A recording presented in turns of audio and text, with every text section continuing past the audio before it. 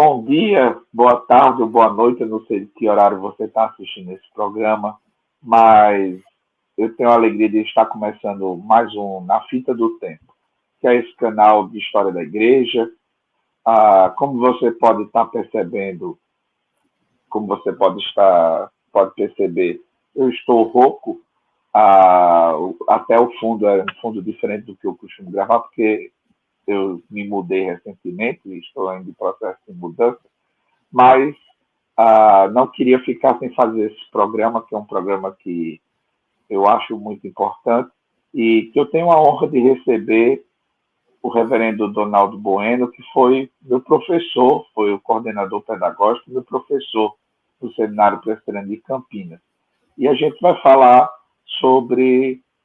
ele ainda é professor lá, leciona na área de liturgia, fez seu mestrado no Edo Jumper, exatamente sobre o assunto que a gente vai tratar hoje, que é a história do culto reformado, do culto protestante, ou entre os reformados, reformadores, o culto durante a reforma protestante.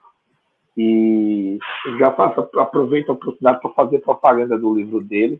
O livro dele é esse aqui, O Culto Reformado, Donaldo Bueno Monteiro, o padrão litúrgico dos reformadores como referência para os dias atuais, da editora Aprisco. Então dá para ver gravando no celular, eu estou um pouco perdido, mas eu vou pedir que você que me acompanha no canal tenha um pouquinho de paciência. Eu já estou terminando o livro, caminhando para o final, um livro muito bom, e a gente vai dar uma palhinha desse livro hoje, e como eu já disse, eu tenho o prazer de estar recebendo o reverendo Donaldo. Gostaria que ele pudesse saudar já o público, se apresentar melhor, e também pudesse já nos falar um pouquinho o que é liturgia, por que esse assunto é tão... Quando a gente fala em culto, existem várias dimensões no culto, mas um assunto que a gente acaba sempre tratando é a liturgia. E o que é que significa essa palavra, professor? O que é que a gente pode entender por esse termo? Flávio, em primeiro lugar, muito obrigado pela oportunidade de estar falando neste seu canal. É uma oportunidade excelente para não só falar do meu livro, mas também compartilhar com aqueles que estarão escutando um pouco da mensagem central que os reformadores nos deixaram sobre culto e sobre liturgia. E uma palhinha do meu livro também, se quiser um exemplar autografado, pode entrar em contato comigo, que eu também tenho aqui para vender e vai autografado. Já posso dizer meu celular ou não? Ou você vai escrever depois aí? Eu escrevo na descrição do vídeo do YouTube, eu coloco lá o celular do senhor, pode pôr o meu Facebook celular. do senhor.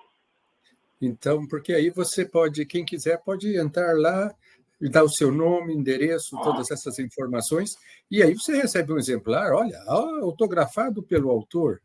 E o livro está muito bom. E o livro está muito bom mesmo. Então, respondendo à primeira pergunta que o Flávio me faz, liturgia. Há aqueles que exploram um sentido exegético da palavra, e vão lá no grego e veem a palavra como significando o serviço para o povo, ou um serviço feito de forma espontânea. É um significado no grego original. Mas mesmo no Novo Testamento, o significado já é um pouco diferente. E, de fato, eu prefiro não usar a palavra liturgia explorando estas questões gramaticais e exegéticas. Eu uso mais a palavra liturgia simplesmente como a descrição das partes de um culto. Ou seja, é o relato das partes que um culto tem. Em outras palavras, um culto luterano tem uma sua liturgia. Acontece primeiro isso, em segundo lugar isso, em terceiro lugar isso. Um culto pentecostal também tem a sua liturgia. Um culto dito contemporâneo também tem a sua liturgia, ou seja, a palavra aqui no tratamento que eu dou é simplesmente esta, a ordenação das diferentes partes e o significado posterior, análise posterior que se faz, é das inter-relações entre cada parte da liturgia. A gente pode dizer, professor, eu lembro que uma das tarefas que o senhor passou foi ir em uma igreja diferente da Igreja Presbiteriana do Brasil para acompanhar um culto e anotar as partes do culto. E algumas das igrejas que a gente acabou indo passavam a ideia de que tinha uma liturgia mais informal, alguma coisa assim. Mas a gente pode dizer, professor, que mesmo aquelas que pretendem ser informais têm uma liturgia, mesmo que ela não esteja tão previamente fechada. Mesmo que não seja semelhante à nossa liturgia, eles têm a sua maneira de organizar o culto. E por isso é que eu uso a palavra nesse sentido mais amplo, como a maneira de organizar o culto numa comunidade ou noutra. O Flávio aí foi numa comunidade, numa igreja, por certo ele se juntou depois numa rodinha, os colegas compartilharam, depois eu reuni as observações de todos sobre o assunto para verificarmos a diversidade de organização e os benefícios ou os defeitos de cada estrutura. Certo. E a gente pode dizer, professor, que a liturgia, por exemplo, na nossa igreja, que tem uma liturgia considerada mais formal, porque pretende-se geralmente tê-la previamente estabelecida e tal, podemos dizer que a liturgia tem uma história? Sim. Para usar alguns exemplos antigos, há um cristão que existiu lá, eu não lembro exatamente a data, mas eu acho que ele escreve um pouco depois do ano 100, Justino o Mártir. Ele apresenta uma defesa, ele faz uma apologia, uma defesa da fé cristã, e ele relata ali o seguinte: nós nos reunimos em tal data, no primeiro dia da semana, e nós lemos primeiro as memórias dos apóstolos e depois fazemos isso, isso, isso. Ele já relata ali uma sequência litúrgica. E o exame das liturgias que que é possível ir identificando pela história, mostram que esta estrutura de Justino Mártir, na verdade, vai se consolidar como um modelo, um início de uma celebração litúrgica em que há uma ênfase primeiro na palavra, lá no tempo de Justino Mártir, leem-se as memórias dos apóstolos, e depois uma sequência em que há a ênfase no sacramento, na celebração da ceia do Senhor. Então, na história, nós vamos identificando estes padrões, e o estudo que eu apresento em Teologia do Culto no Seminário Presbiteriano procura apresentar aos alunos, embora muito rapidamente, alguns exemplos dessa evolução litúrgica. Nem sempre boa, mas está ali. Legal. O livro do Senhor, de certa forma, se enquadra nessas pesquisas, né, de história da liturgia. O Senhor usa um recorte bem específico, que é o século XVI e os principais reformadores. Isso. A matéria é muito ampla. Então, o estudo para ficar só nesse ponto que nós estamos mencionando, a história das liturgias, a coisa é muitíssimo ampla.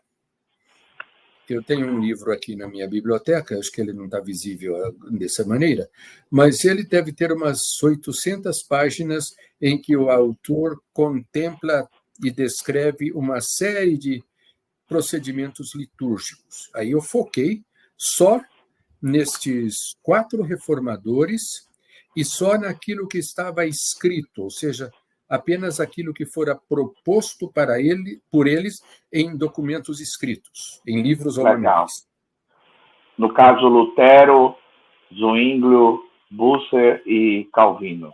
Estes 4 reformadores.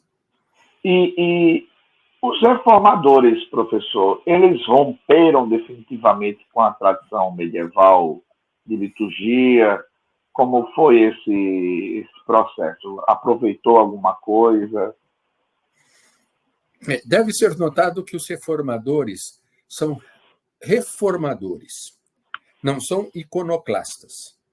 Flávio, que é conhecedor da história, talvez possa ajudar até nesse ponto, na comparação que eu vou fazer. E se eu estiver errado, ele me corrija.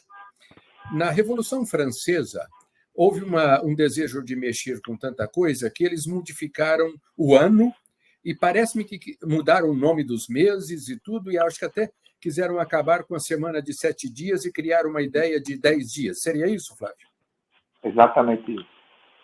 Então, eles foram iconoclastas, eles pretenderam destruir o que havia no passado, mas também não tiveram sucesso, né? E, como diz a canção, e tudo voltou ao lugar depois que a banda passou. Mas, no caso dos reformadores, não é tanto assim, mas eles trabalham a partir da estrutura cultica existente na época, que era a missa católico-romana. Então, quem lê o livro verá que eles se debruçam sobre a liturgia da missa católica para fazer uma revisão, para adequar esta estrutura a uma nova visão da relação do homem com Deus, em que não são as obras que o homem faz que vão abrir caminho para Deus, mas é a graça de Deus que vem ao encontro do homem. E isto faz com que haja uma reordenação radical da estrutura litúrgica, ou melhor, do conteúdo do que estava acontecendo. Então, pode haver coisas até semelhantes. No meu livro eu até mostro algumas coisas que se mantêm, mas o espírito com que estes itens acontecem está bem modificado. Algumas partes continuam, mas a proposta, a lógica delas é mudada. Isto, a lógica delas é mudada. Por exemplo, na reforma melhor dizendo, na revisão que fazem da grande oração de consagração da missa católico-romana, chamada cânon ou cânone, eles detectam algumas frases, algumas orações que apontam para a significação da missa como se fosse um sacrifício, um novo sacrifício. Aí eles têm um corte impiedoso. Eles extirpam isto. Não faz sentido isto. Então, isso é inteiramente colocado fora, porque a nova concepção é de que o justo viverá por fé. Eu me aproximo por fé para Deus. Então, é uma nova ótica. Diz um certo autor que a reforma traz uma nova hermenêutica, ou seja, um novo padrão de interpretar a vida cristã e as escrituras. O culto acaba sendo mais responsivo ao que Deus faz do que uma busca do favor dele, né? Não, é porque a gente é perdoado que a gente pode se aproximar dele e não se aproxima para receber esse perdão. Lutero, especificamente, ainda continua chamando de missa, né? Continua. Ele ainda utiliza o nome missa, ele não se importa com a mudança do nome.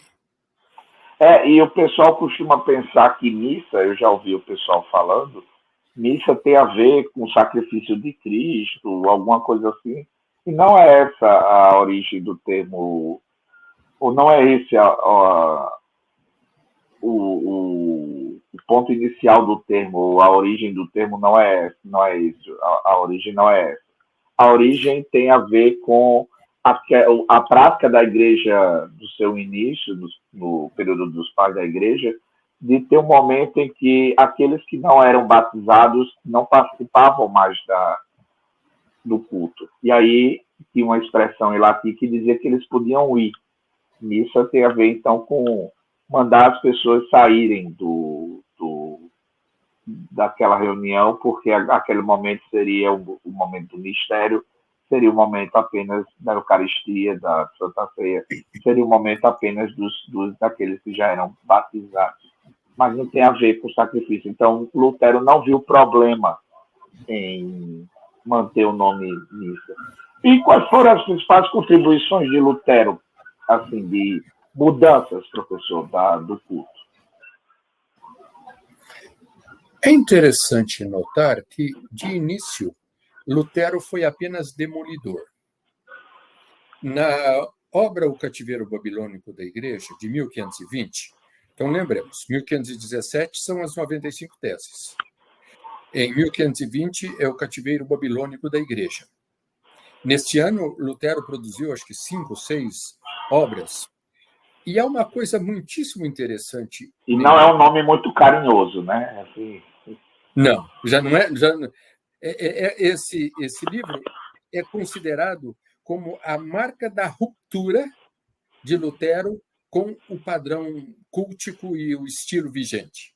Então, alguns historiadores consideram que este livro, em 1520, é, portanto, a marca da ruptura. Mas é uma coisa interessante com Lutero. Lutero era parece que um pensador tão envolvido que ele começa já dizendo não são os 7 os sacramentos. Então, ele já começa negando uma porção de sacramentos. Isso você vai achar no meu livro, fazendo uma pequena puxadinha lá. Ele diz, mais ou menos assim, eu vou começar a pensar indicando 3 sacramentos: o batismo, a penitência e o pão. Aí ele vai escrevendo. Lá pelas tantas, ele está escrevendo e pensando. E, em vez de revisar o que ele escreveu e fazer uma obra mais conexa, ele chega numa hora lá que fala, eu estou pensando, não são essas as palavras, tá? Me entendam bem. Mas ele diz, é como se ele dissesse assim, olha, eu estou pensando agora melhor, agora que eu estou escrevendo e pensando no assunto, não tem 3 sacramentos, não, só tem 2. O batismo e o pão. Porque no batismo está incluído o sentimento da penitência, o arrependimento pelos nossos pecados. Lembrar-se do batismo, diz Lutero, é lembrar daquilo que aconteceu. Eu fui selado por Deus, eu fui selado, eu fui recebido no povo de Deus. Então, a penitência é o arrependimento. E eu estava vendo hoje, porque, coincidentemente, hoje a minha aula no seminário foi sobre sacramentos, que no Catecismo Maior do Westminster, que é usado pela Igreja Presbiteriana como um dos seus símbolos de fé, uma das perguntas sobre a ceia, ao destacar os benefícios que a ceia... os benefícios que o batismo traz, às vezes eu me confundo, me perdoe, Flávio. Entre os benefícios que o batismo traz, ele nos destaca e nos chama ao arrependimento. Parece que os nossos antepassados lá também estavam ecoando essa preocupação de Lutero sobre a questão do batismo e, então, reduzindo a quantidade de sacramentos a 2 apenas.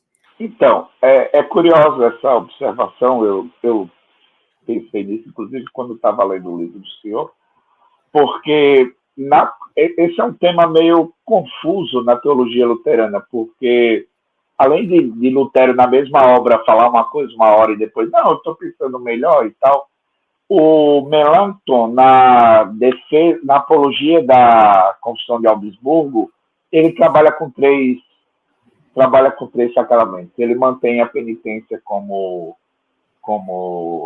sacramento. Então, tem uma hora que a teologia luterana parece dizer uma coisa, tem uma hora que ela parece dizer outra. E eu achei curioso porque eu sabia disso nessa obra, mas não sabia disso no próprio Lutero. Essa mudança, no mesmo livro, inclusive, né? Mas o que é que ele trouxe, então, de novo, além de mudar a questão dos sacramentos, né? O que é que ele trouxe de novo para o culto, para repensar o culto? Então, antes de comentar isso, deixa eu só dizer que agora eu sabia de Lutero e não sabia de Melanchthon. Então, estamos quites. Você me ensinou uma coisa e eu ensinei outra coisa para você. Então, tá muito pronto. Bom. O que Lutero faz? Primeiro, Lutero não tem nem a preocupação de que a missa seja cantada ou celebrada na língua alemã. Ele, Cativeiro Babilônico da Igreja, demole a missa destrói uma porção de coisas, porque ele fala do cativeiro lá, mas ele não constrói. Em 1523, ele vai apresentar uma proposta de uma missa em latim. E só mais tarde, ainda em latim. E só mais tarde que ele vai apresentar a proposta de uma missa em alemão.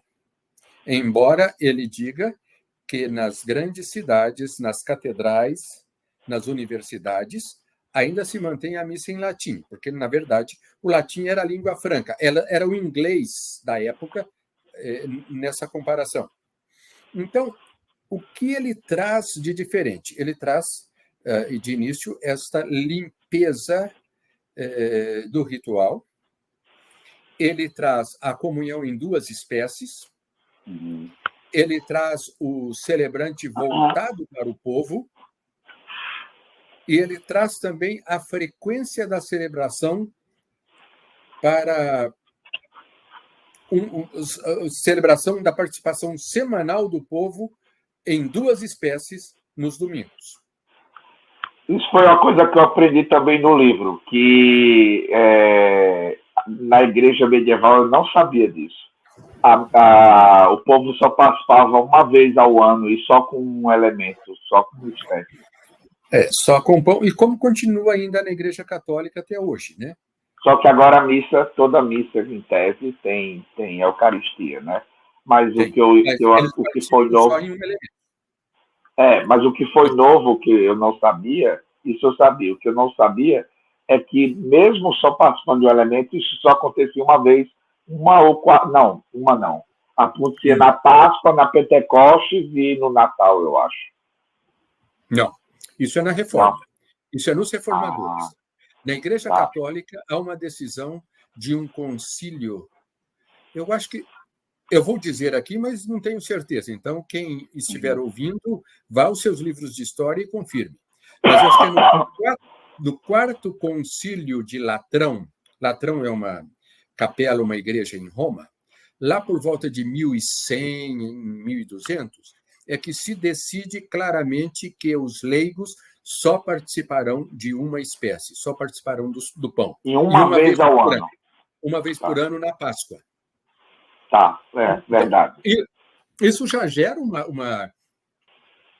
Então Lutero traz para uma frequência dominical e com os dois, com o pão e o vinho.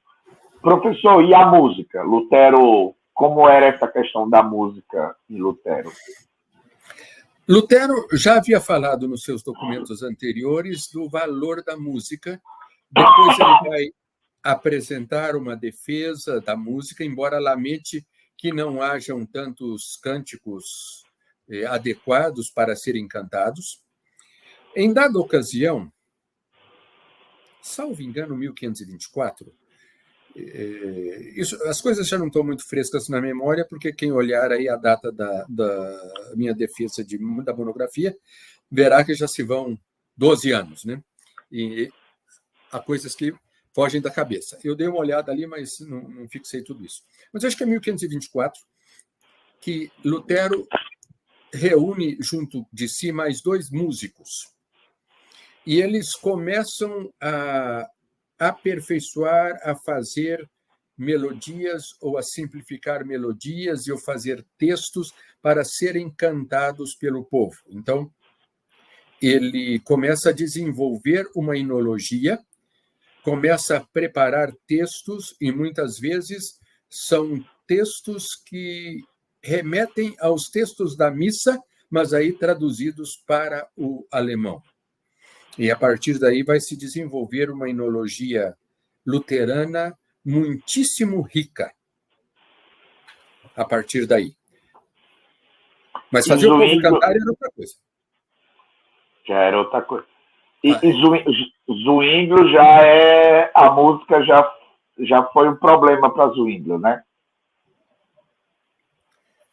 É um negócio até enigmático, eu diria. Porque Zwinglio ele era músico, né? Zwinglio era músico, primeira coisa. Zwinglio não era um músico de segunda categoria, daqueles que arranhavam um instrumento e pronto. Diz que parece que ele tocava talvez 10 instrumentos. Ele era compositor. Tem peças compostas por ele.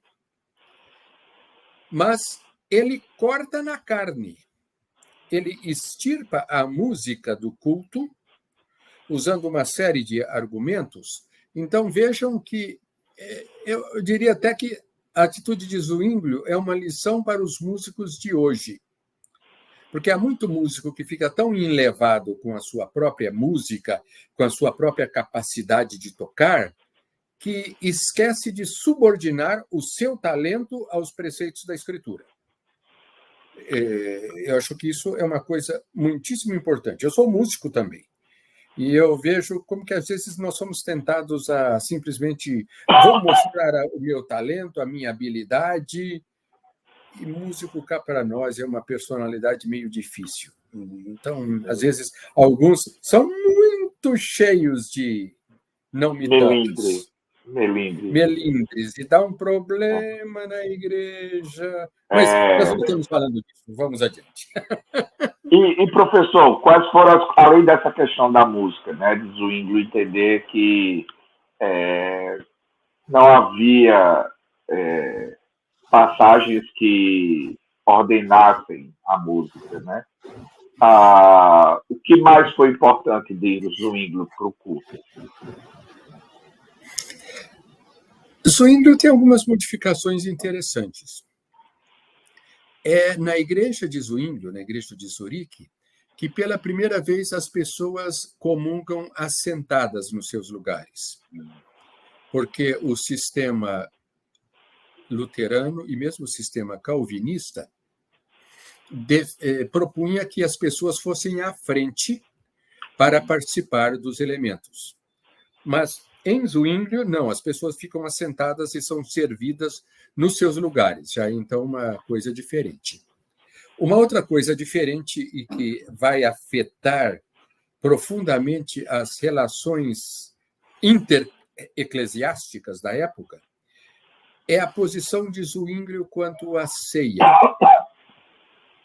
Ele vê a ceia apenas como um memorial, ele vê a ceia como um símbolo da igreja, da convivência da igreja, também o batismo como um símbolo da entrada na igreja. E, portanto, ao insistir que a ceia é um memorial, ele abre o caminho para um conflito muito grande com Lutero. Os dois se encontram. Encontro chamado Colóquio de Marburgo. Entendem-se, parece-me que em 13 pontos. 14º ponto, sobre a presença mística na ceia, não. Há uma história que eu teria que confirmar, mas parece que no final, na despedida, por causa dessa discordância, Lutero nem quis apertar a mão do Zwinglio. Eu já li alguma coisa a confirmar também. A confirmar também.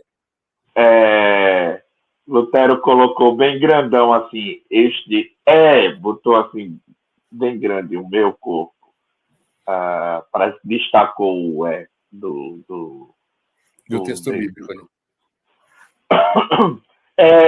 Agora sim, uma coisa que eu percebi lendo o livro do Senhor, duas coisas que eu queria pontuar. Uma é que Zwinglio, assim como Lutero e os outros reformadores, estava imbuído do desejo de tornar o culto mais bíblico, né?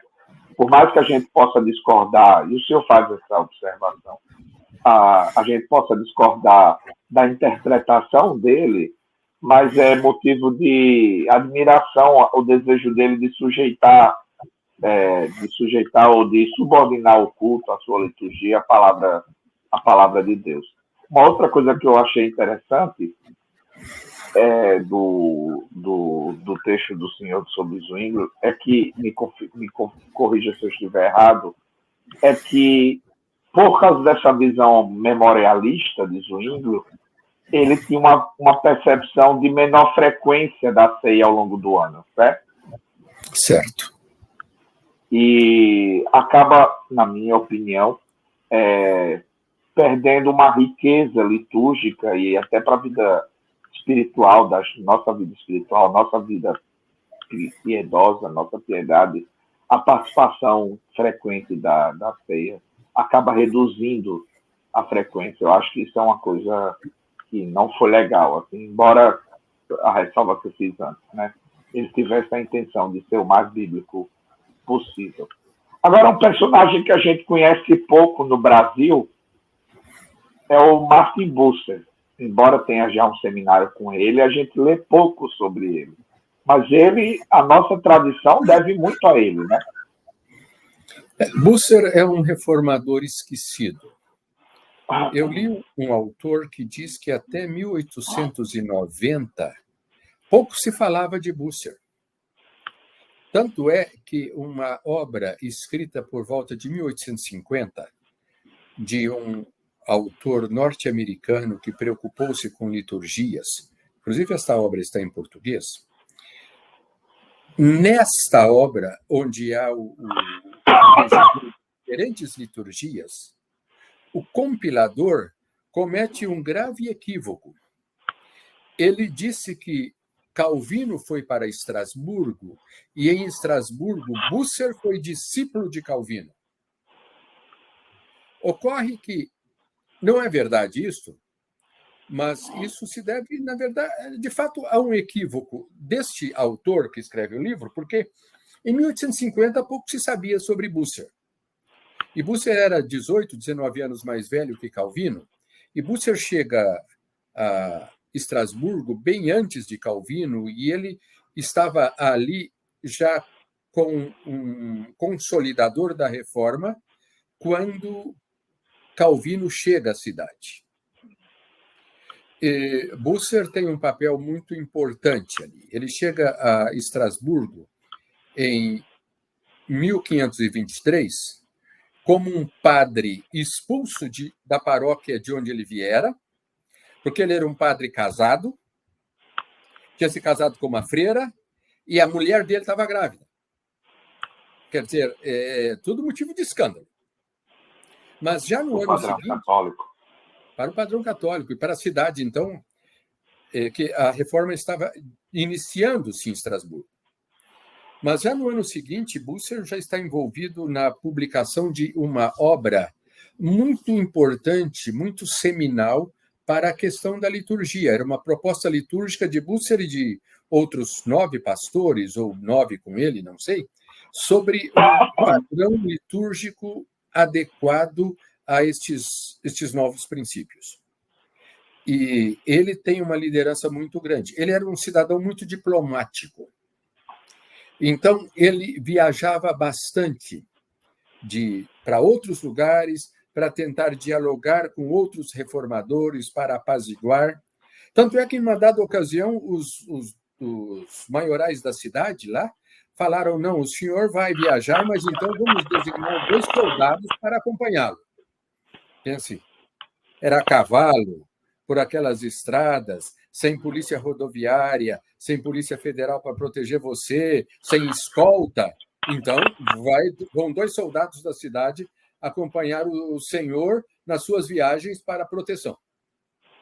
Então, Bucer tem esse caráter diplomático e as suas percepções teológicas muito influenciaram Calvino. Calvino, ao que consta, já conhecia as ideias de Bucer antes de escrever a primeira edição das Institutas. E há um autor que diz que nas Institutas, primeira edição, há algumas ênfases notadamente bucerianas. E quais foram as contribuições, professor, de Bucer para o culto, também para a música no culto? Quais foram as contribuições dele? Em primeiro lugar, Bucer simplifica a questão da linguagem. Ele não vê na Bíblia lugar para sacerdote, ou para altar. Então, ele vai simplificar a linguagem, adequar a linguagem ao princípio bíblico. Não vê lugar para missa. Então, é ceia do Senhor, é a palavra bíblica que está presente ali. Ele já tem essas mudanças terminológicas, mas que tem uma grande influência.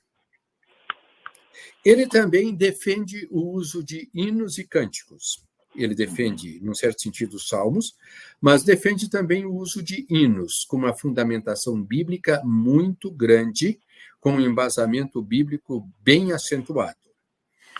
A estrutura da liturgia de Bucer é praticamente copiada por Calvino no seu primeiro projeto litúrgico.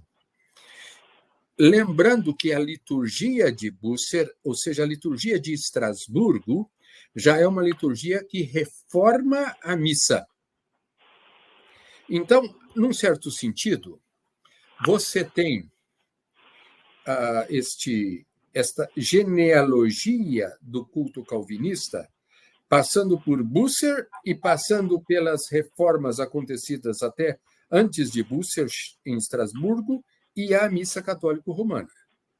É uma afirmação que às vezes pode desagradar a alguns, mas a preservação de uma estrutura, a manutenção de uma porção de sequências que se assemelham àquelas que vinham da missa católico-romana. Pois eu posso citar alguma coisa. Então, se o senhor quiser citar a sequência, pode fazê-lo. Aqueles que têm acompanhado a liturgia, que já acompanharam e já viram como Calvino começava o seu culto, devem lembrar que ele usava preferivelmente o nosso socorro está em nome do Senhor, Criador do céu e da terra. Isso também já era usado na liturgia de Bucer. E na liturgia católico-romana, havia um momento de preparação íntima do sacerdote em que isso não era público, mas ele devia recitar diversos versículos. E este versículo, o nosso socorro está em nome do Senhor, estava presente naqueles versículos que o sacerdote devia recitar intimamente antes de subir ao altar. Então, na liturgia buceriana, este versículo é retido, mas ele é retido como uma saudação já ao povo, como uma palavra inicial ao povo, que, num certo sentido, pode ser entendida como o reconhecimento da centralidade de Deus e do senhorio de Deus. O nosso socorro está em nome do Senhor. É Ele o nosso socorro. Mas, mais que isso, Ele é o Criador dos céus e da terra. Acaba sendo uma declaração de fé, né? Uma declaração de fé e uma declaração abrangente de fé. E, a seguir, após essa declaração, Calvino já começa dizendo: agora que cada um me acompanhe no seu coração nesta oração de confissão que eu passo a fazer. Então, o culto calvinista não começa por adoração. Tem essa sentença e tem confissão. O que acontece na missa católica?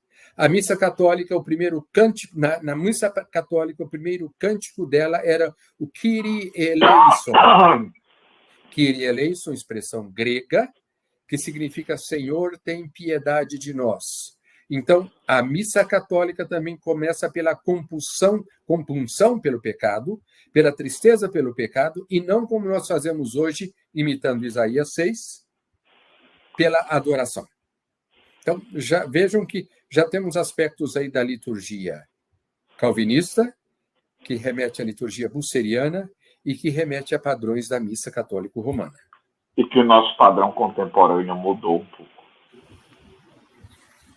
Mudou, e por razões que eu ainda estou querendo descobrir como que isso foi trazido para o Brasil. Ainda não descobri. Se alguém souber, que está me ouvindo, quem tiver alguma pista, entre em contato comigo e me ajude nisso aí. Eu tenho as minhas suspeitas, mas...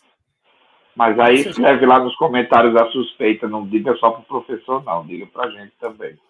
E, não, pastor, e aí sai um artigo ou um outro livro, vai ser uma coisa boa.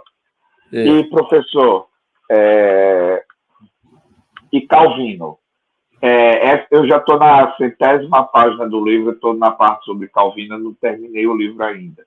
Mas essa parte aqui vai ter surpresas para mim, vai ter spoiler, mas tudo bem, Não se incomode, pode contar. E as contribuições de Calvino, professor? Quais são as principais contribuições de Calvino para a liturgia? Eu devo ressaltar uma contribuição que é geral de todos os reformadores, e Calvino vai ser um exemplo, é que eles enfatizam a centralidade da Escritura. Eles enfatizam a pregação da palavra. Então, os sermões de Calvino eram sermões em que ele ia expondo a palavra de Deus. Enquanto que na estrutura católica o sermão era uma coisa de menor importância, às vezes havia um comentário, mas às vezes era mais história dos santos e coisas desse tipo. Para os reformadores, em todo culto devia haver a pregação da palavra. Lutero já dissera isso, vai lá no meu livro, eu falo isso também.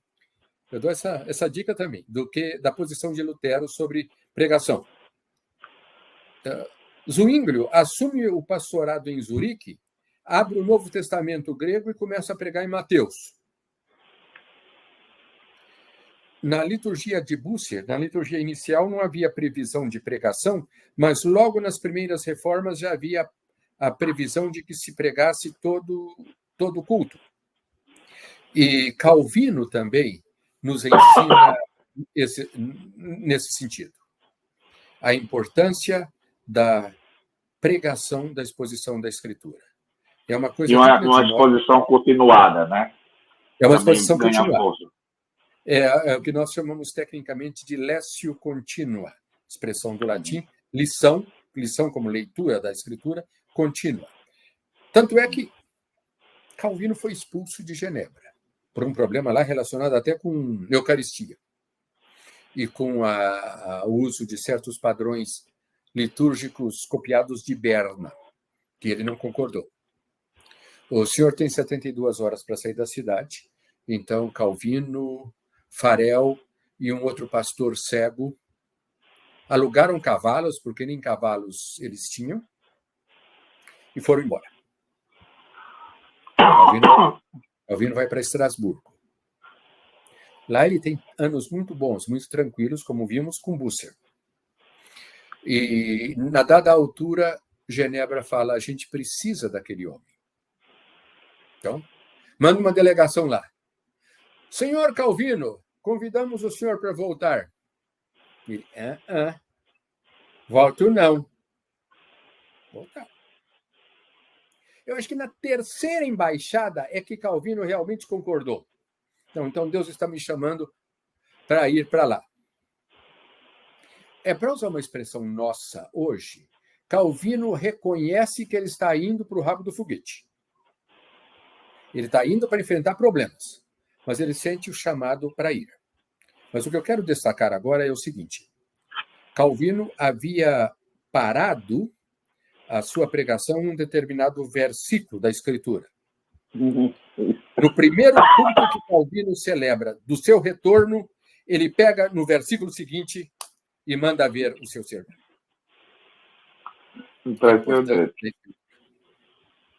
Outro aspecto que é peculiar a Calvino é que ele entende que o que pode ser cantado na igreja são só os salmos. No entender de Calvino, haviam 4 elementos que deviam estar presentes em todo o culto. A palavra, evidentemente, orações, os sacramentos e esmolas. Aí vocês vão falar, por que esmolas? Eu já explicar isso, porque isso aqui a gente resolve rapidamente. Porque o sustento do pastor era feito pelo Estado. Então, ele recebia o salário do Estado. Mas as esmolas, para fins piedosos, inclusive porque Genebra estava cheia de refugiados que precisavam ser assistidos. Tá, mas aí sobram-nos a palavra, orações e sacramentos.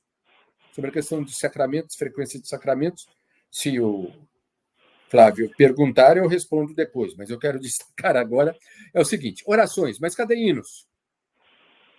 Calvino diz, as orações podem ser de 2 tipos, faladas ou cantadas. Quanto às orações cantadas, ele diz, eu não acho o melhor texto para ser cantado senão os Salmos de Davi. Por isso, a inologia calvinista é basicamente a salmodia, o Cântico dos Salmos. O saltério huguenote, ou saltério genebrino, com poemas metrificados para todos os salmos, só sai em 1562. Um trabalho árduo, evidentemente, de metrificar, de colocar os salmos de forma métrica, de achar melodias adequadas e tudo isso, mas é uma contribuição muito forte, muito poderosa. E há registros de que, na França, muitos huguenotes, que eram como chamados os protestantes reformados, foram levados à fogueira e levados à fogueira cantando salmos, os salmos do saltério. Tal era a influência disto. Isso. E a frequência dos sacramentos, pastor? Calvino queria que o sacramento fosse celebrado dominicalmente. Quando ele voltou para Genebra, essa foi uma das propostas dele.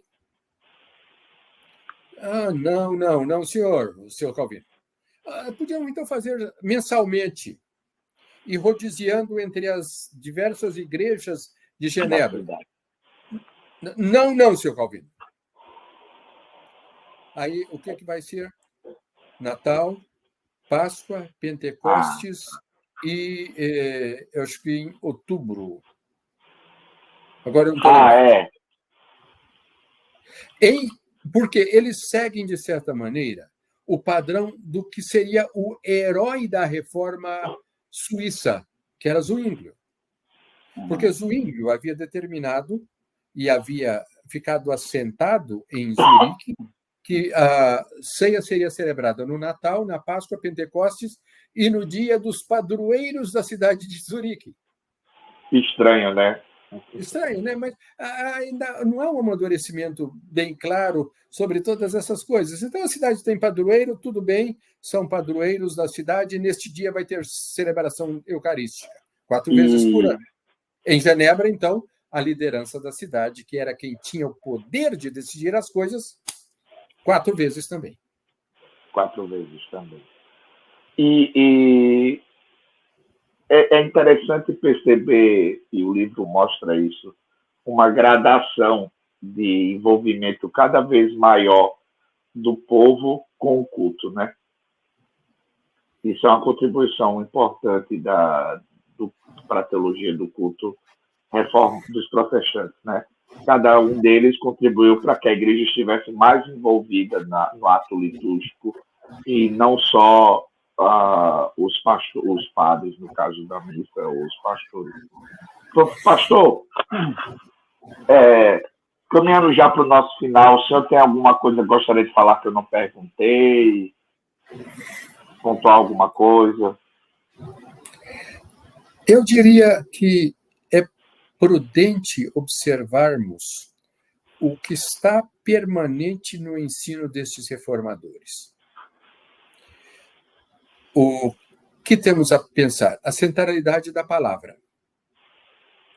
Você assiste hoje cultos nos quais o único texto lido é o texto do sermão e, lamentavelmente, algumas vezes que o pregador ainda viaja longe do texto e não nos explica o texto. A palavra precisa estar presente no culto.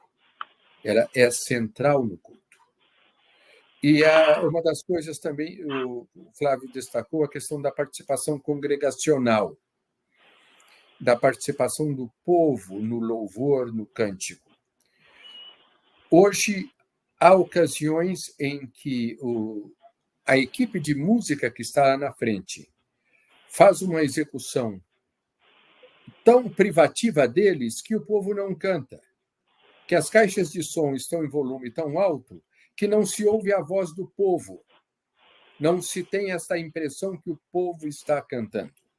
São algumas coisas da nossa herança reformada. Vamos ter que cantar só salmos? Não, eu não defendo a salmodia exclusiva. Eu defendo, sim, que os cânticos estejam profundamente baseados na palavra de Deus. Mas é uma pena também, não...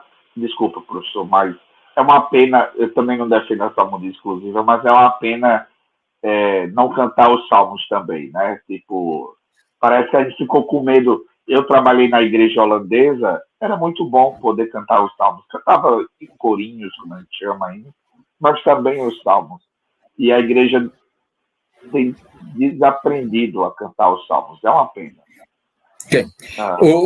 Mesmo os hinos mais tradicionais também, às vezes, são esquecidos. Eu não sou a favor de vamos abolir os cânticos e vamos ficar só com os hinos, ou vamos abolir cânticos e hinos, vamos ficar só com os salmos. Porque nós precisamos do conjunto de todas essas heranças que temos. Até e a herança é uma coisa do passado e uma coisa contemporânea. Eu acho que cada época traz a sua contribuição para essa bonita história dos nossos cantos, né, da nossa música. Porque, inclusive, na área dos cânticos também, já tem uma herança, porque há muita gente que não conhecia o trabalho inicial dos vencedores. Sim. E, de vez em quando, fica lembrando, os vencedores. Na igreja que eu participo, por exemplo, tem um grupo de pessoas já mais de idade, não jovens, que apresentam o quê? Cânticos dos vencedores. E já é uma questão de resgatar uma história. Pois e uma história com textos, com cânticos excelentes, muito proveitosos. Inclusive, um dos CDs dele cantaram salmos, né? Musicaram salmos. Salmos, só salmos. E eu sempre faço essa pergunta, caminhando para o final, eu agradeço muito o senhor pela entrevista. Professor Reverendo Donaldo, por que é importante a gente estudar a história da igreja? Há uma série de razões. Primeiro, se nós não estudamos a história, nós estamos fadados a cometer os mesmos erros que foram cometidos no passado. Estudar a história nos serve para advertir que tenhamos a humildade de não querer inventar a roda. Às vezes, há coisas que hoje se pensa e tudo, quando você estuda a história, você verifica que, às vezes, aquelas ideias meio heréticas que surgiram lá no passado, alguém está querendo propor hoje, como se fosse novidade. Esse é um aspecto. É o que chama heresia requentada. Heresia requentada. Outra coisa do benefício de estudar a história é que nós nos inspiramos no exemplo de heróis do passado, que tinham muito menos recursos do que nós temos hoje e produziram uma obra excelente e desempenharam um trabalho excelente. Para não ir longe, estudemos a história dos nossos missionários do século XIX, brasileiros e norte-americanos. Como que eles andavam? Andavam a cavalo, andavam com os mais variados recursos. E eu diria da história do meu pai. Eu sou filho de pastor. 70 anos atrás, meu pai não tinha carro. Ele comprou um animal, um cavalo, um burro lá para andar pelo interior de Mato Grosso. E de noite, quando ele voltava das labutas dele, ele às vezes cochilava em cima do animal e o animal já sabia como chegar em casa. Ou seja, esta investigação da história nos estimula, nos faz admirar estes heróis e também nos ajuda a olhar no que eles escreveram, nas pregações deles e verificar como que tem coisa sólida, coisa que tem tutano, como diria o caipira, coisa que tem substância. Eles escreveram coisa com muita sabedoria e com muito conteúdo. Então, estudemos a história, aprendamos com ela. Muito bom. E agradeço, professor, por aceitar o convite, por essa aula, uma aula muito boa. Peço desculpa ao senhor e a quem está nos ouvindo, assistindo, por essa voz de pato rouco que eu estou, mas e também segurando o celular, o áudio não ficou lá a melhor coisa do mundo, mas o conteúdo valeu demais a pena. Estou gostando muito do livro, gostei muito da aula, eu fico muito agradecido, professor. Gostaria que o senhor pudesse agora também se despedir daqueles que estão nos ouvindo e caminhando para o encerramento já. A todos que nos ouvem, eu desejo um crescimento sadio e contínuo na graça de nosso Senhor Jesus, aprendendo com os reformadores, aprendendo com as lições que vêm dos nossos antepassados e aplicando para a situação dos dias de hoje aquilo que é o ensino permanente, para que contribuamos para o crescimento e para a expansão do reino de Deus. Amém. E como dizia o meu colega de música, aquele que pouca música sabia, chamado João Sebastião Bach, escrevia no final das suas obras: Soli Deo Glória. A glória Amém.